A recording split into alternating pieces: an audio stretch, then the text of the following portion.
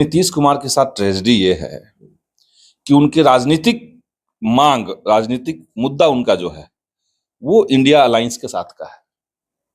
वो मांग कर रहे हैं कि भाई विशेष राज्य का दर्जा हो, पटना विश्वविद्यालय को केंद्रीय विश्वविद्यालय का दर्जा मिले। वो मांग कर रहे हैं कि या विदेश नीतियों में भी आप देखेंगे तो इजराइल फिलिस्तीन में वो चाहते हैं कि भाई भारत का जो पुरानी नीति रही है वो फिलिस्तीन के पक्ष में रही है। अभी मोदी जी उसको इजराइल के पक्ष में लेके चले गए हैं। अटल बिहारी वाजपेयी भी जो थे वो फिलिस्तीन के साथ खड़े थे। महात्मा गांधी से लेकर के आज तक जो भी भारत का प्रधानमंत्री बना उसने फिलिस्तीन के आक्रामक नीति का विरोध किया। मोदी जी वहां चले गए हैं तो नीतीश जी लेकिन यहीं पे है। तो इनका जो भी एजेंडा है वो है इंडिया अलायंस के साथ का।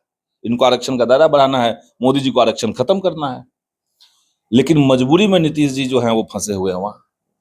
तो ये अखिलेश यादव बुला रहे हैं। अब अखिलेश यादव बुलाएं, नीतीश जी आए, आकर के फिर चले जाएं, जाके फिर आ जाएं, अब इनके ऊपर डिपेंड करता है। इसमें हम लोग क्या कह सकते हैं।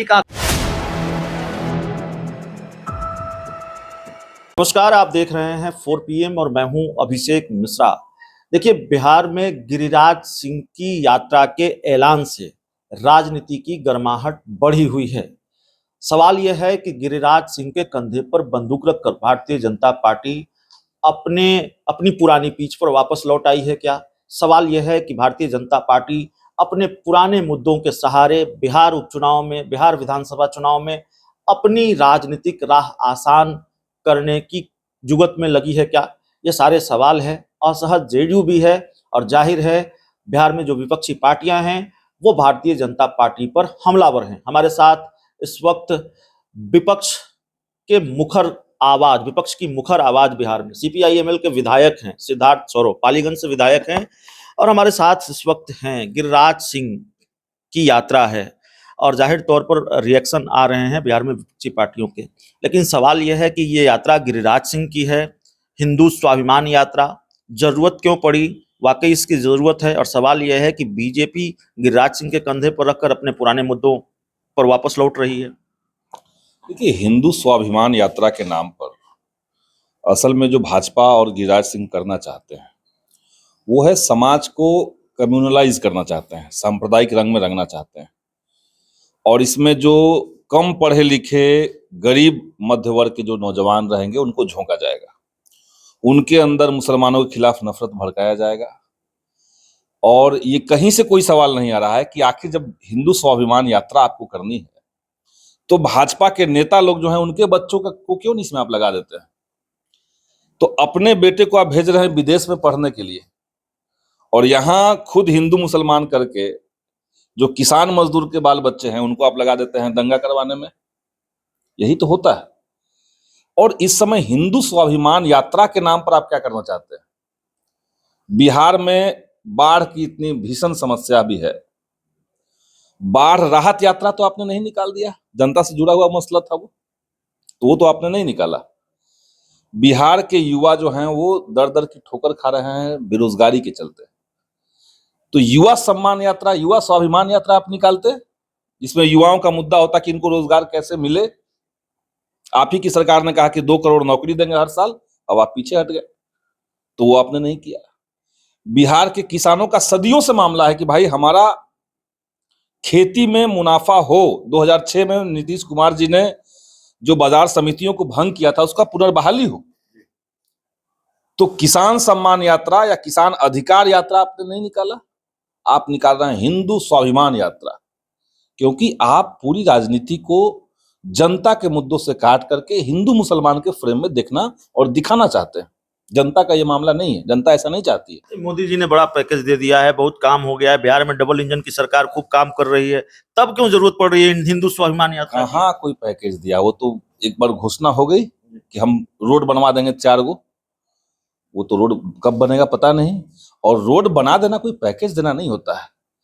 बिहार को विशेष राज्य का दर्जा देना ये था हमारी मांग। पटना विश्वविद्यालय को केंद्रीय विश्वविद्यालय का दर्जा देना ये मांग हमने रखा था। 1907 का बना हुआ विश्वविद्यालय, दुनिया में मैंने इतना पुराना विश्वविद्यालय कोई नहीं बचा होगा जिसको कोई सरकार ने रिकॉग्नाइज नहीं किया, केंद्र सरकार ने। मैंने भारत में ऐसा कोई विश्वविद्यालय नहीं है। सातवां भारत का सबसे, भारत का केवल नहीं, भारतीय उपमहाद्वीप का, बांग्लादेश पाकिस्तान सब लेकर के आप देखिएगा तो भारतीय उपमहाद्वीप का सबसे पुराना 7वां विश्वविद्यालय है ये।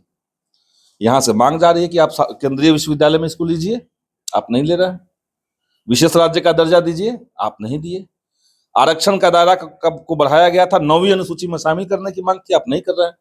तो मोदी जी जुमला देते हैं, और ये जो नया मोदी का जो 3.0 रिजीम है, तीसरा जो उनका कार्यकाल है, बैसाखी वाली कार्यकाल, इस कार्यकाल में रस्सी जल चुकी है, लेकिन वही बात है कि ऐंठन नहीं गया। अभी वो दिखाना चाहते हैं कि हम बहुत आक्रामक हैं, अभी भी वह हम पुराने धर्रे से चल रहे हैं, अभी भी हम किसी का बात नहीं सुनेंगे, लेकिन ये सब चलेगा कहाँ? गिरिराज सिंह की यात्रा से जेडीयू भी सहज नहीं है, बयान आ रहे हैं। नीतीश कुमार के लिए क्या सलाह होगी आपकी? ये नीतीश कुमार के साथ ट्रेजेडी ये है कि उनके राजनीतिक मांग, राजनीतिक मुद्दा उनका जो है वो इंडिया अलायंस के साथ का है। वो मांग कर रहे हैं कि भाई विशेष राज्य का दर्जा हो, पटना विश्वविद्यालय को केंद्रीय विश्वविद्यालय का दर्जा मिले। वो मांग कर रहे हैं कि, या विदेश नीतियों में भी आप देखेंगे तो इजराइल फिलिस्तीन में वो चाहते हैं कि भाई भारत का जो पुरानी नीति रही है वो फिलिस्तीन के पक्ष में रही है। अभी मोदी जी उसको इजराइल के पक्ष में लेके चले गए हैं। अटल बिहारी वाजपेयी भी जो थे वो फिलिस्तीन के साथ खड़े थे। महात्मा गांधी से लेकर के आज तक जो भी भारत का प्रधानमंत्री बना, उसने फिलिस्तीन के आक्रामक नीति का विरोध किया। मोदी जी वहां चले गए हैं, तो नीतीश जी लेकिन यहीं पे है। तो इनका जो भी एजेंडा है वो है इंडिया अलायंस के साथ का। इनको आरक्षण का दायरा बढ़ाना है, मोदी जी को आरक्षण खत्म करना है, लेकिन मजबूरी में नीतीश जी जो हैं वो फंसे हुए हैं वहां। तो ये अखिलेश यादव बुला रहे हैं। अब अखिलेश यादव बुलाएं, नीतीश जी आए, आकर के फिर चले जाएं, जाके फिर आ जाएं, अब इनके ऊपर डिपेंड करता है। इस पे हम लोग क्या कह सकते हैं। एक आखिरी सवाल होगा बिहार उपचुनाव को लेकर। 4 सीटों पर उपचुनाव है, लेकिन हम तरारी की बात करेंगे। तरारी आपकी सीट है, सीपीआईएमएल की सीट है। प्रशांत किशोर नए खिलाड़ी की एंट्री हुई है, 1 महीने अभी कुछ दिन पहले पार्टी बनी है, और वो कह रहे हैं कि 25 का इंतजार नहीं करेंगे, 24 में ही सलट लेंगे। प्रशांत किशोर से डर लग रहा है सीपीआईएमएल को? देखिए, मीडिया वालों के मार्फत प्रशांत किशोर जो है वो ओवर रेटेड हो गए। उनका जमीन पे जितना माहौल है उससे बहुत ज्यादा मीडिया में बनाया गया है। और प्रशांत किशोर इस लिहाज से नई बात कह रहे हैं क्योंकि कोई पार्टी बनने के साथ ही 10,000 करोड़ रुपए खर्च कर रहा है। उनकी पार्टी में नीचे से लेकर के ऊपर तक कार्यकर्ता नहीं है, राजनीतिक व्यक्ति नहीं है, सैलरी पे काम करने वाले लोग हैं। 25,000 से लेकर के 1.5 लाख तक पेमेंट मिल रहा है लोगों को, और सैलरी पे लोग काम कर रहे हैं। तो सैलरी पे आप ऑफिस में क्लर्कियल काम कर सकते हैं, फाइल पे साइन कर सकते हैं, करवा सकते हैं, जनता को आप अपने पक्ष में खड़ा नहीं कर सकते। तो जनता के बीच में वो माहौल भी नहीं है। तरारी में कोई प्रशांत किशोर का कोई ये नहीं है। जमीन पे ग्रामीण इलाकों में आप जाकर के पूछिए प्रशांत किशोर कौन है, नहीं जानते हैं।